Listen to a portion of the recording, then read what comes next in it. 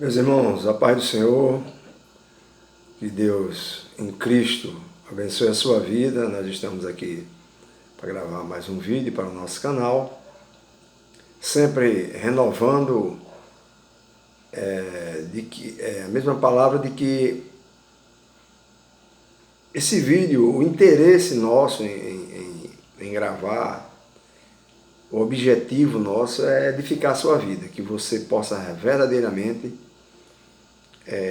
aprender com a palavra. A gente traz esse estudo sobre determinados assuntos e o nosso intuito é que você aprenda e que você compartilhe, você mande para outras pessoas para que elas também aprendam e que você assista o vídeo até o final, tá certo? Porque às vezes numa palavra, num estudo, Deus fala no início, fala no meio para você, fala no final, ou às vezes fala durante toda a mensagem, né? Numa multidão de palavras, às vezes a gente tira apenas uma pequena porção, então é importante que você assista até o final. Hoje, né, a gente vai trazer um estudo sobre o que significa não deis aos cães o que é santo, nem pérolas aos porcos.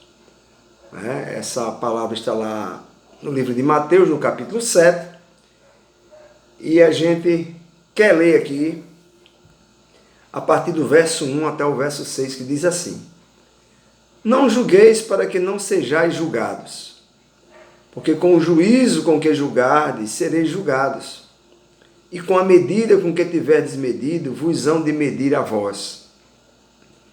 E por que reparas tu no argueiro que está no olho do teu irmão, e não vês a trave que está no teu olho? Ou como dirás a teu irmão: Deixa-me tirar o argueiro do teu olho, estando uma trave no teu? Hipócrita, tira primeiro a trave do teu olho, e então cuidarás em tirar o argueiro do olho do teu irmão. Não deis aos cães as coisas santas, nem deiteis aos porcos as vossas pérolas, para que não as pisem e, voltando-se, vos despedacem. Então, o que significa? Não deis aos cães o que é santo, nem pérolas aos porcos. Para a gente chegar a compreender isso, a gente precisa primeiro entender esse contexto, né? Jesus falava muitas vezes, irmãos, por enigmas, e muitas vezes nem os discípulos compreendiam, e em particular é que Jesus ia esclarecer o que ele queria dizer com aquela fala.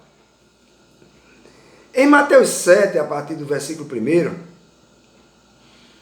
Jesus adverte para não julgar. Esse não julgar, irmãos, são para aqueles que julgam com hipocrisia.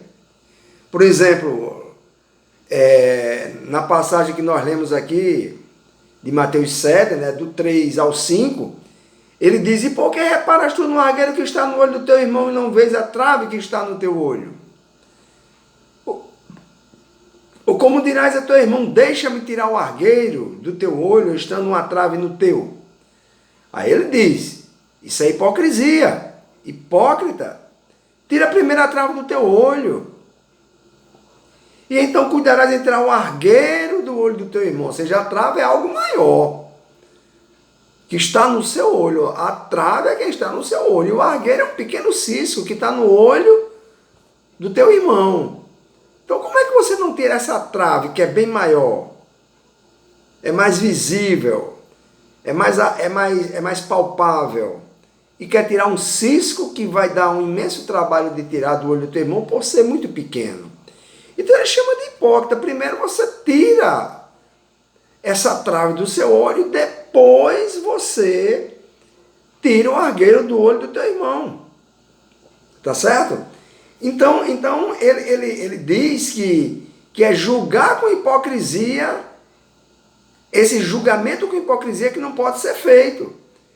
Aquele que está cometendo algo grandemente ilícito, né, um pecado ilícito que é grande, e não conserta, não pode querer tirar ou apontar os pequenos defeitos dos outros. Às vezes a gente está com um baita de um peso nas costas, né? De um pecado ilícito demais, e às vezes a gente quer consertar o pequeno defeito dos outros e esquece do nosso. Não julgueis não significa que não se pode julgar nunca. E sim, que ao julgar os critérios usados sejam sadios. Sejam critérios sadios. O que é proibido é fazer críticas aumentando o erro alheio. A Bíblia diz que se você vir o seu irmão caminhando para o abismo e você não advertir, se ele cair lá, você será culpado do sangue dele. Então, irmãos, a gente precisa saber que o que é proibido é fazer críticas aumentando o erro alheio. Porque a crítica ela não vai ajudar o irmão a consertar esse erro, tá certo? Você ao julgar, os critérios usados tem que ser critérios sadios. Né? Critérios sadios, tá certo? E nós temos a tendência de julgar os nossos pecados como pecadinhos. E os pecados dos outros como pecadões. Né? Mas Jesus adverte que aquele que está olhando para a pequena falha, ou seja, para o pequeno cisco do olho do seu irmão, né, uma pequena falha, será julgado com o mesmo critério, ou a mesma medida que você está usando, será usada contra você.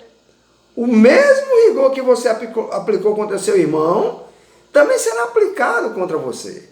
Se você tiver misericórdia ao julgar, se verdadeiramente você está julgando com o compromisso de que ele se conserte, porque você o ama, porque você não quer ver ele caminhando para um abismo, essa medida vai voltar contra você. Também se você for imparcial, se você for cruel, se você for daquele que difama, né, daquele que sai denigrindo a imagem por causa do erro do seu irmão, esse critério também volta para você. A gente vai ler agora a parábola do credor, né, incompassivo. O que é um credor incompassivo? É um credor sem misericórdia. Tá certo? Um credor sem misericórdia. Está lá em Mateus 18. Mateus 18, né? A gente vai ler aqui em Mateus 18, do verso 18, perdão, do verso 23 ao verso 35. Mateus 18, do 23 ao 35, que é a parábola do credor incompassivo, que diz assim, ó. Jesus estava aqui ensinando a Pedro, né? Jesus disse, por isso o reino dos céus pode comparar-se a um certo rei que quis fazer contas com os seus servos. E começando a fazer contas, foi-lhe apresentado um que lhe devia 10.000 talentos. E não tendo ele com que pagar, né?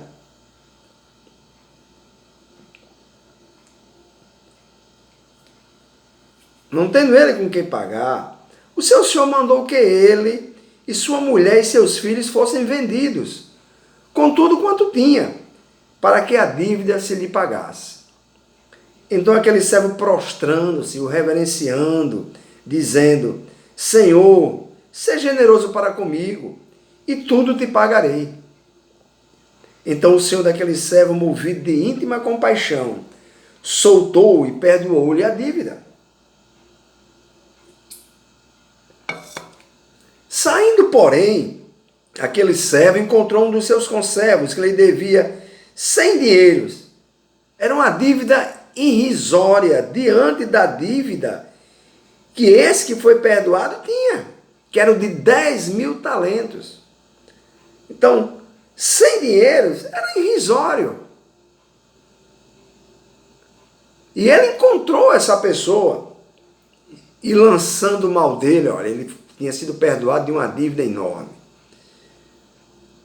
né? Pela misericórdia daquele credor.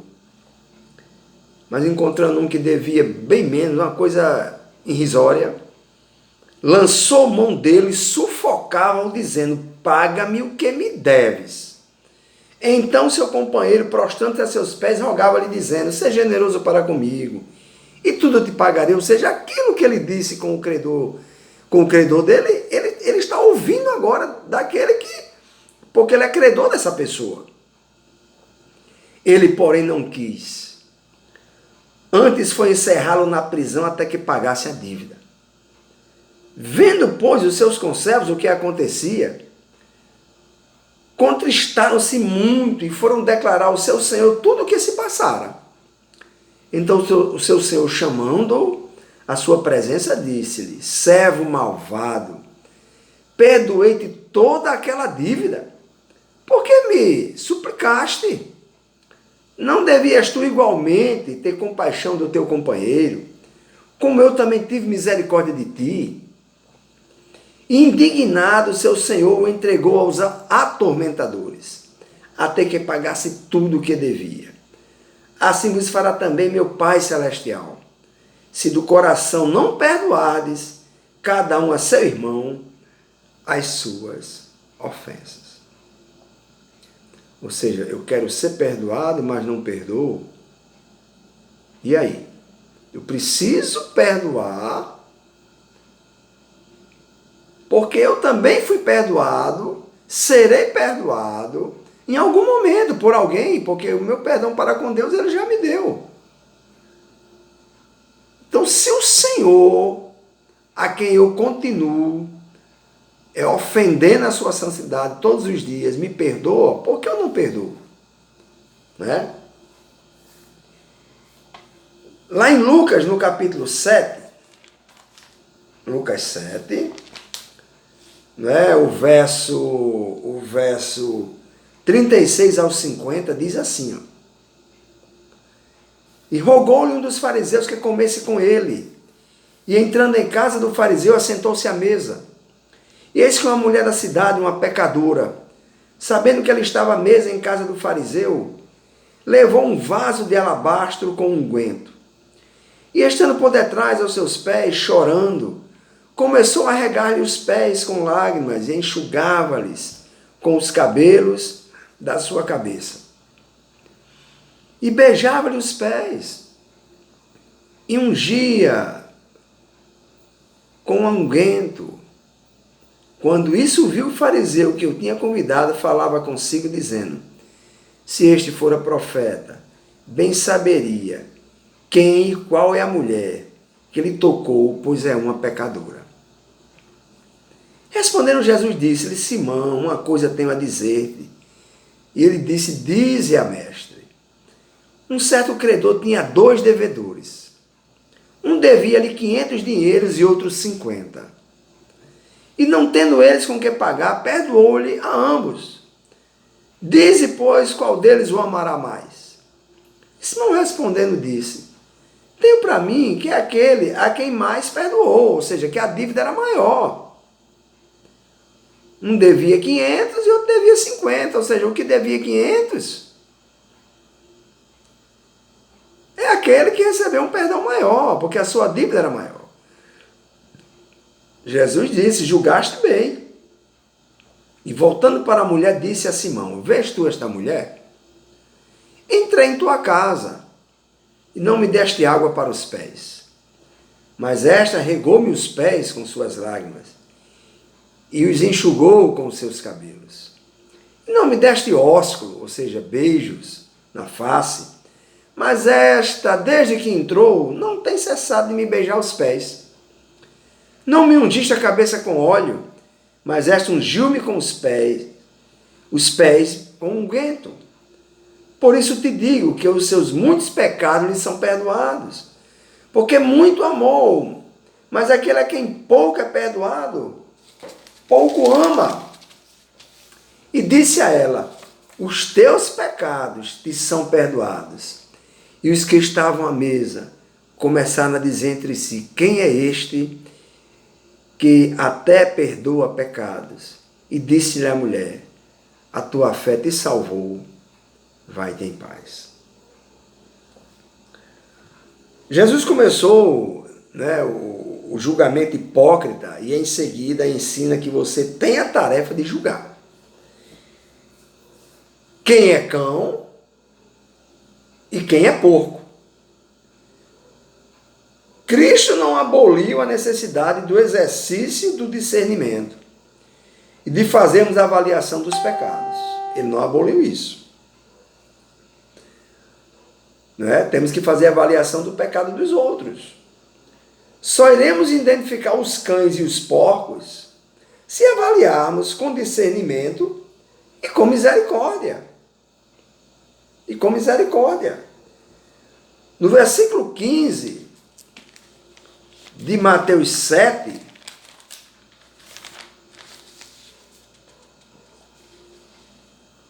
Jesus disse: acautelai-vos, porém, dos falsos profetas, que vêm até vós vestidos como ovelhas, mas interiormente são lobos devoradores. Versículo 15 de Mateus 7, Jesus manda que tenhamos cuidado, que vigiemos dos falsos profetas.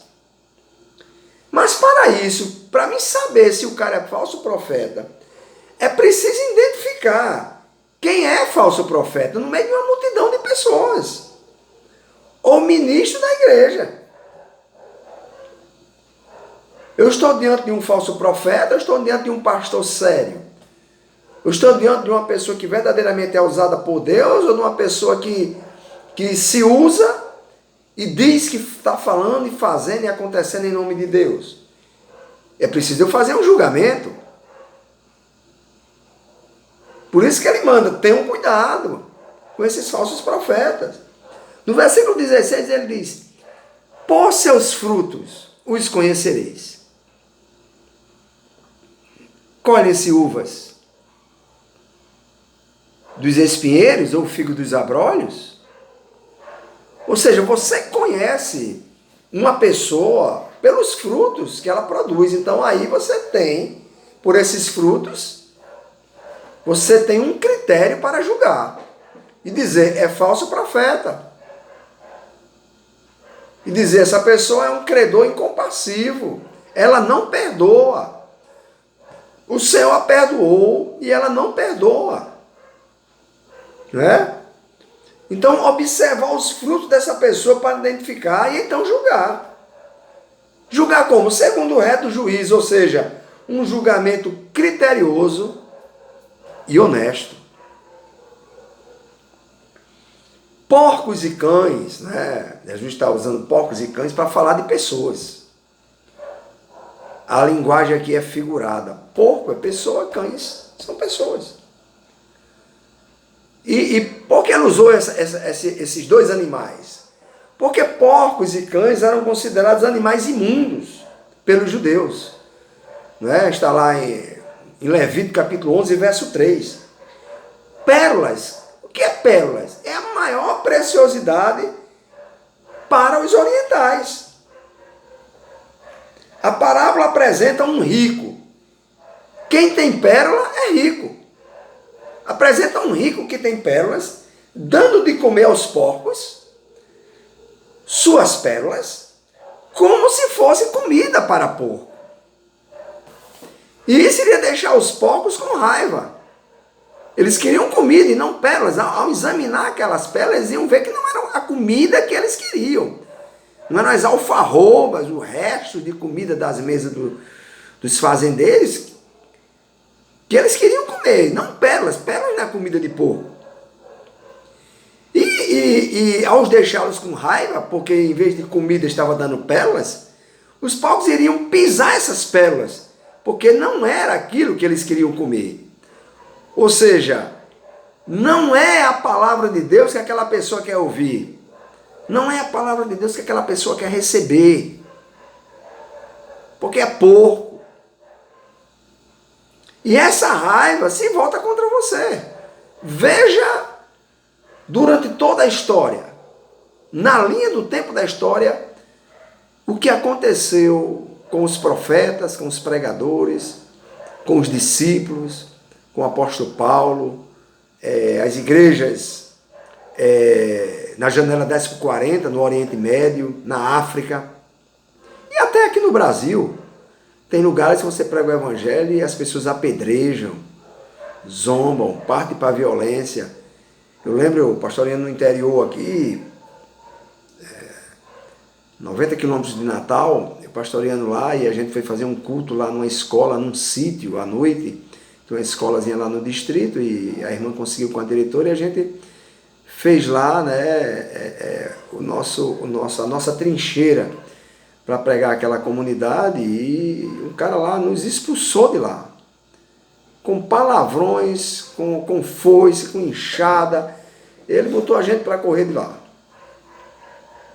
Né? Então era um porco que não queria ouvir, que não queria comer a pérola que é a palavra de Deus. E se voltou contra nós, né? Então, nós somos os ricos, porque a Bíblia diz que quem é de Deus, irmãos, ouve a palavra de Deus. Por quê? Porque o Espírito Santo faz com que ele ouça. O Espírito Santo gera no coração dele o desejo de ouvir. E ouvindo a palavra de Deus pregada por qualquer pessoa, muitas vezes é só uma semente plantada. E ele vai ouvindo e encontra outros pregadores que falam ainda de Jesus para ele. E aquela semente que foi plantada está sendo regada. E aquela semente que foi regada, quem vai dar o crescimento e fazer com que Jesus nasça naquela vida é Deus. Um planta, outro rega, mas é Deus quem dá o crescimento. Então nós somos os ricos que temos as pérolas, que é a palavra de Deus. Na época que Jesus proferiu essas palavras, ele usou também os cães, né? Os cães, irmão, não eram esses animais de hoje domesticados, essas fofurazinhas, né? Que vocês criam em casa, não eram esses animais, eram cães selvagens.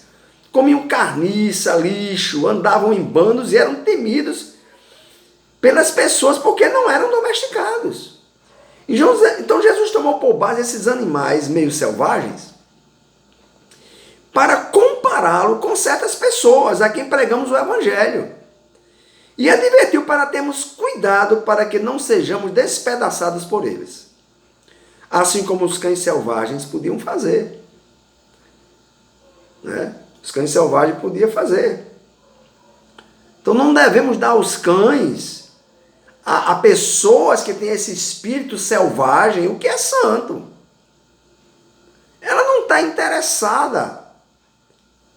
Você precisa julgar isso, observar isso. Se a pessoa não está interessada, se ela está a ponto de voar em cima de você e lhe despedaçar, você está dando aos cães o que é santo e pérolas aos porcos.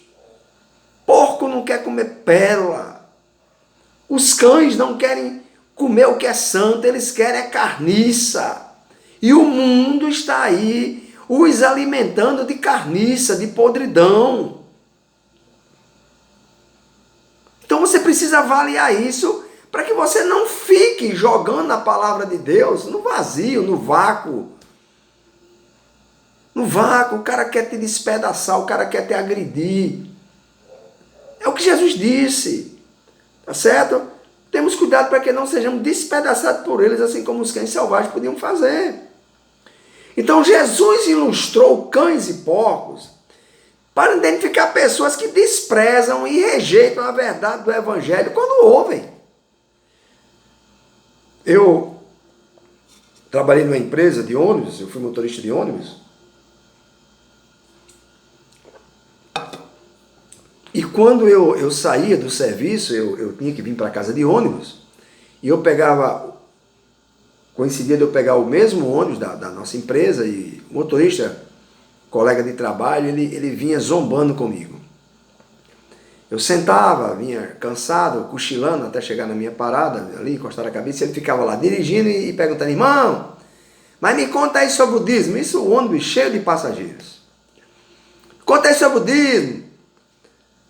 Estás dando a feira do pastor? E começava. E eu ficava ouvindo aquilo, eu ficava indignado. Às vezes até eu respondia com alguma coisa, não coisa que inflamasse. Eu dizia, rapaz, interessante, você não é católico? A igreja católica também recebe dízimo, você não dá o seu lá? Então por que você fica perguntando pelo meu? Cuide da sua vida que eu cuido da minha.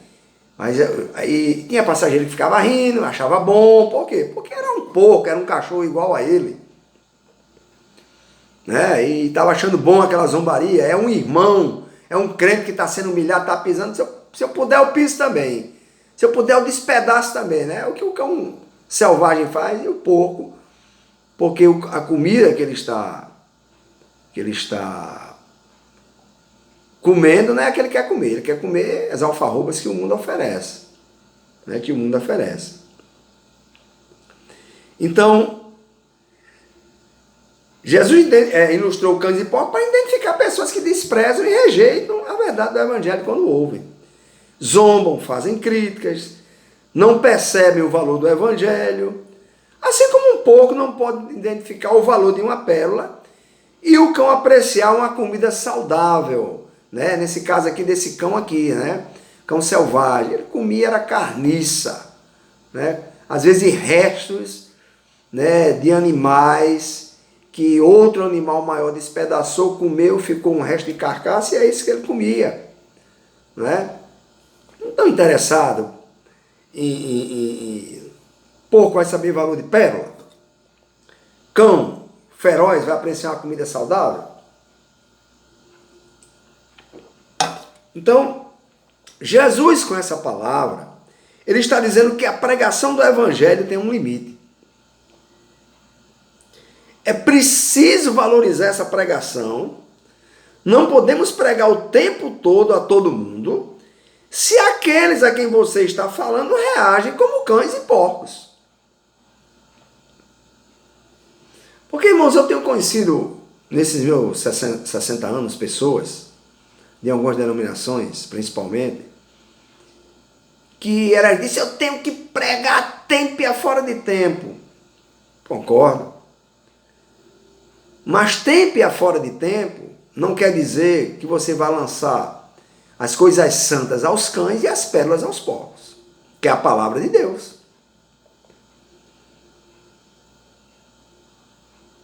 Então a gente precisa ter cuidado com isso. Ter cuidado com isso. Não quer ouvir? Não quer ouvir. Infelizmente, essa palavra parece novidade nos dias de hoje. Porque na minha época de jovem, na igreja, essas palavras aqui eram pregadas. Mas hoje os púlpitos abandonaram esse tipo de mensagem.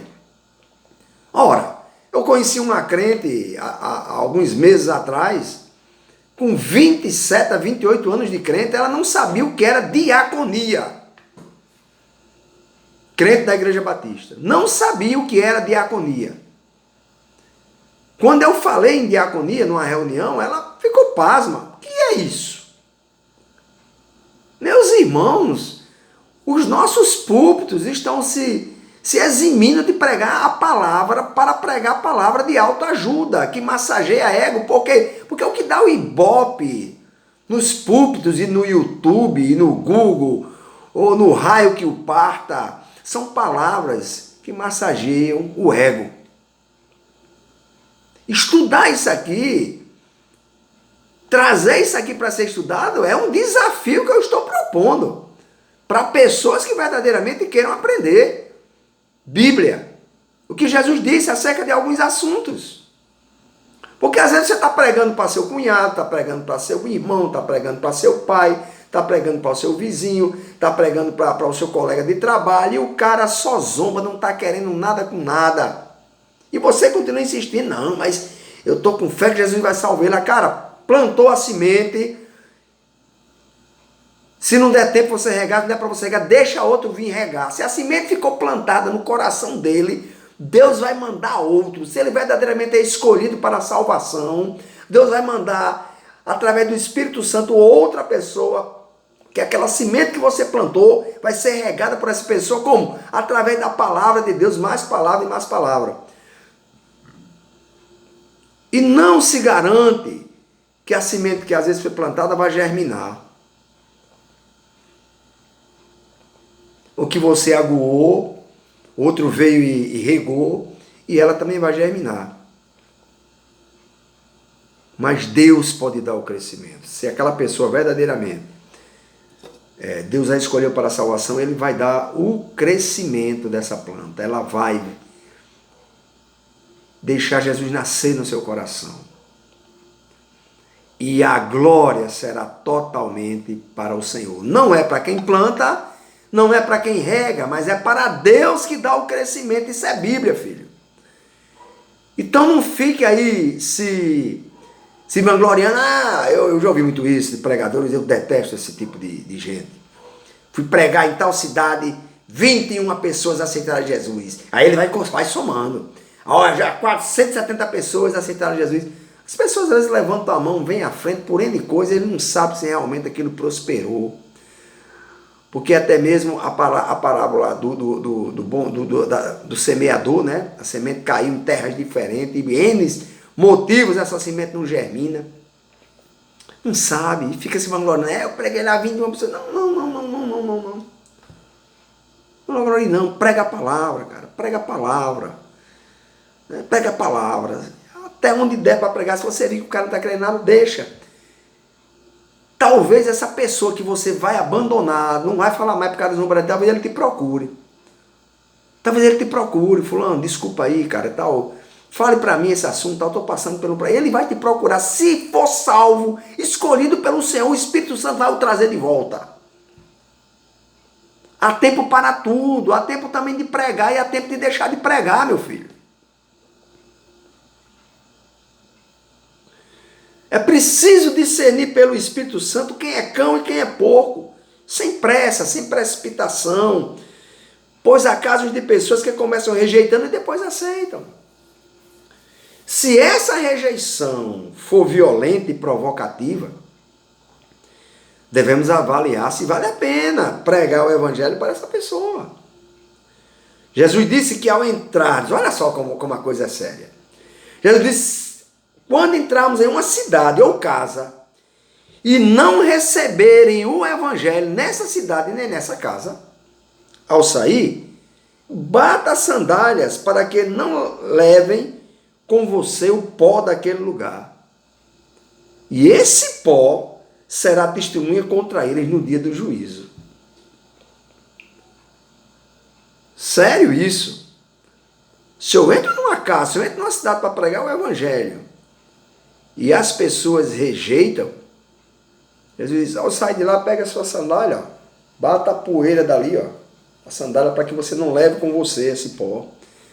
Esse pó fique lá como testemunha contra eles no dia do juízo, porque haverá um dia do juízo. Eu moro em Parnamirim, a terceira cidade do estado do Rio Grande do Norte. Existe uma cidade aqui no Rio Grande do Norte chamada Ceará-Mirim. Eu não sei, essa cidade ela deve estar entre a sexta ou sétima cidade também, em tamanho, né, de cidade, de habitantes, de área construída, né? Eu pastorei lá há um tempo e eu lembro que foi num tempo que deu lá uma cheia e derrubou, rios transbordaram lá e derrubou as casas e muita gente ficou morando na escola pública de lá. Ela era um distrito, eu pastorei lá. Então eu decidi que eu ia fazer um sopão. Para início de conversa, quando eu estava construindo o templo lá, e a gente deixou na altura de vigas, de madrugada, os moradores lá, que não queriam a igreja, derrubaram. Nessa época eu estava pastoreando pela Assembleia de Deus, e quem estava à frente do campo era o pastor Francisco de Miranda. Foi missionário na Guatemala, na Guiana Francesa. Então, quando foi de manhã, os irmãos ligaram para mim e disseram que tinham derrubado a igreja. E eu levantei de novo, deixei um irmão lá de vigia, sem conseguir descobrir, finalizar o templo. Mas voltando para a escola, então eu resolvi fazer um sopão. E eu ia fazer na escola, ia usar as pessoas que estavam lá, que estavam carentes, para eles ajudarem, né? A minha mulher, uns amigos, irmãos que estavam lá para ajudar, fazer aquele sopão para matar a fome daquela gente. E quando eu chego na escola, quando eu saí para ir para a escola, alguém me avisou, pastor, lá tem um cara que tem aquele lábio, né, que é trincado assim, leporino, alguma coisa assim. Ele está armado de faca e ele diz, eu quero ver o pastor entrar aqui para fazer essa sopa. Mas eu sempre fui muito ousado, muito ousado. E eu não aconselho ninguém a ser ousado, mas eu sou muito ousado e eu fui. Eu fui confiando no meu Senhor, eu nunca tive medo de morrer. Principalmente pregando o evangelho. Eu tenho medo de morrer por desaforo, por desacato, por arrumar uma briga num trânsito na rua, isso aí eu não faço. Mas para pregar o evangelho eu compro a briga, né? Eu cheguei lá e quando eu cheguei no portão, ele disse, do portão não passava, eu disse, mandei ele deixar de besteira, ele com a faca na cintura, deixa de besteira, abre esse portão. Comecei a falar grosso, que essa sopa não é para nós, é para vocês que estão necessitados. Deus está mandando eu trazer essa sopa, abre esse portão e você vai ficar coordenando aqui a cozinha. Eu vou ter que sair evangelizando por aí, você vai ficar tomando conta aqui. E não vai deixar ninguém bagunçar. E a minha mulher vai ficar aí com essas irmãs e vão fazer o sopão, você vai ficar de olho para ninguém vir aqui mexer. E passe logo esse comando para ele. Você é que vai mandar aqui. Depois que eu chegar aqui, a gente conversa. E ele ficou lá e a sopa foi feita e servimos a sopa e foi uma bênção. E viramos a página, né? Então a gente precisa ouvir esses conselhos que o Senhor dá. Então pregar a todos, sim. Mas avaliando se está valendo a pena. É o que a gente viu aqui. Se não entregar essa pessoa à própria sorte. Entrega a própria sorte. Se for salvo, o Espírito Santo vai gerar nela fé para ela se converter. Eu conheço muitas histórias assim de pessoas que lutaram contra, endureceram o coração, rejeitaram a voz do Senhor, mas depois se converteram. Então não tenha medo de abandonar. Não vou mais continuar pregando para você. Já aconteceu comigo de eu deixar de pregar e o cara me procurar. Já aconteceu também de eu pregar para uma pessoa e depois encontrar a pessoa, nunca quis aceitar, eu não quero dar para mim. Depois encontrar a pessoa crente e eu dizer para ele, mas rapaz, você não queria me ouvir, eu brincando com ele, né? Mas agora tu aparece aqui de crente. Ele disse, rapaz, outra pessoa pregou para mim, outros foram pregando, e aquilo foi entrando em mim, porque o Espírito Santo foi gerando. Então também há tempo de pregar e há tempo de parar de pregar, irmãos. Abandona, deixa seguir a própria sorte. E para finalizar essa mensagem, eu quero ler o Salmo 1, né, que é a felicidade dos justos e o castigo dos ímpios, que diz assim, ó, bem-aventurado o varão que não anda segundo o conselho dos ímpios, nem se detém no caminho dos pecadores, nem se assenta na roda dos escarnecedores. Antes tem o seu prazer na lei do Senhor, e na sua lei medita de dia e de noite. Pois será como a árvore plantada junto a ribeiros de águas, a qual dá o seu fruto na estação própria, e cujas folhas não caem, e tudo quanto fizer prosperará. Não são assim os ímpios, mas são como a moinha que o vento espalha. Pelo que os ímpios, olha, não subsistirão no juízo, nem os pecadores na congregação dos justos. Tem um trecho das cartas de Paulo, que agora me falha a memória, que Paulo pregava e as pessoas que estavam ouvindo Paulo rilhavam os dentes com ódio, com vontade de despedaçá-lo. Não era com as mãos, não, era de mordida, com os dentes arrancando os pedaços como uma fera cruel faz. Então os pecadores não conseguirão sobreviver, subsistir na congregação dos justos. Porque a gente combate o pecado, porque a gente prega a justiça, a gente prega o arrependimento. E as pessoas não querem ouvir isso. Então como é que ele vai ficar lá? Não vai ficar. Então, porque o Senhor conhece o caminho dos justos, mas o caminho dos ímpios perecerá. Amém? Que Deus em Cristo continue te abençoando. Faça uso desse estudo. Pode pregar esse estudo aqui na íntegra. Vai pausando, vai copiando. Prepara aqui tipo um esboço e prega.